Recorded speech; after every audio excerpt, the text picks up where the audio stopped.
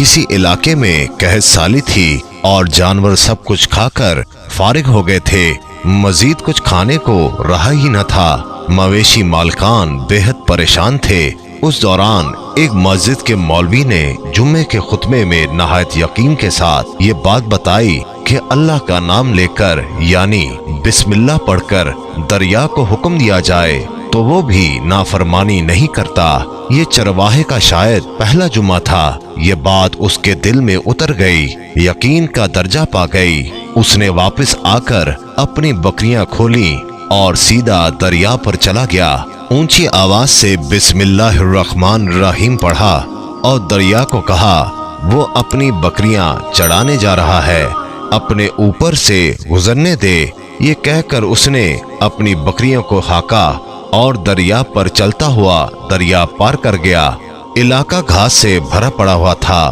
दरख्तों के पत्ते भी सलामत थे क्योंकि किसी को यहाँ तक आने की रसाई नहीं थी। अब तो ये उसका मामूल बन गया कि वो बकरियां पार छोड़कर वापस आ जाता और शाम को जाकर बकरियां वापस ले आता। उसकी बकरियों का वजन दुगना चुगना हो गया। लोग चौंक गए और उससे पूछा कि वो अपनी बकरियों को क्या खिलाता है। वो सीधा साधा और साफ दिल नौजवान था। उसने साफ साफ बात बता दी कि जनाब हम तो दरिया पार करके अपनी बकरियां चराने ले जाते हैं। बात सबने सुनी मगर किसी ने यकीन नहीं किया क्योंकि ये नाकाबिल यकीन बात थी। मगर बात होते होते मौलवी साहब के पास पहुंच गई। मौलवी साहब ने उस चरवाहे को बुलाया और सारा माजरा पूछा। उस चरवाहे ने मौलवी साहब को ही हवाला बना लिया कि मौलवी साहब मैं तो आपका शुक्रिया अदा करने वाला था कि आपने जुमे के खुतबे में जो नुस्खा बताया था कि बिस्मिल्लाह कहकर दरिया को भी हुक्म दो तो वो भी इनकार नहीं करता। मौलवी साहब हैरत से उसके चेहरे को देखते रहे। मौलवी साहब ने कहा भाई साहब ऐसी बातें तो हम हर जुम्मे में करते हैं, फकत इनका मकसद लोगों का ईमान बनाना होता है। मगर बकरियों वाला डटा रहा कि मैं तो बस बिस्मिल्लाह कहकर पानी पर चलता हूँ और बकरियों समेत पानी पार चला जाता हूँ। आखिरकार मौलवी साहब ने सुबह खुद ये तजर्बा करने की ठानी और चरवाहा भी आ गया। मजमा ज्यादा था। मौलवी साहब ने एक दो बार सोचा कि इनकार कर दूं, मगर वो जो मौलवी साहब को कंधे पर उठा कर लाए थे अब भी जोश व खरोश से अल्लाह अकबर के नारे लगा रहे थे और मौलवी साहब के हक में तारीफें कर रहे थे। आखिरकार मौलवी साहब ने एक रस्सा मंगवाया।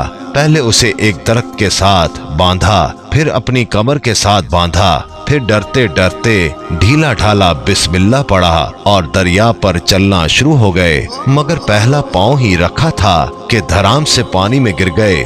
मौलवी साहब डुबकियां खाने लगे और पानी के बहाव में बहना शुरू हो गए। लोगों ने खींच खींच कर बाहर निकाला। मौलवी साहब की इस हरकत ने चरवाहे को परेशान कर दिया कि मौलवी साहब की बिस्मिल्लाह को ये क्या हो गया है, क्योंकि उसका ये रोज का मामूल था। उसके अपने यकीन में कोई फर्क ना आया। उसने बिस्मिल्लाह कहकर बकरियों को पानी की तरफ इशारा किया और खुद उनके पीछे चलता हुआ पार छोड़कर वापस भी आ गया।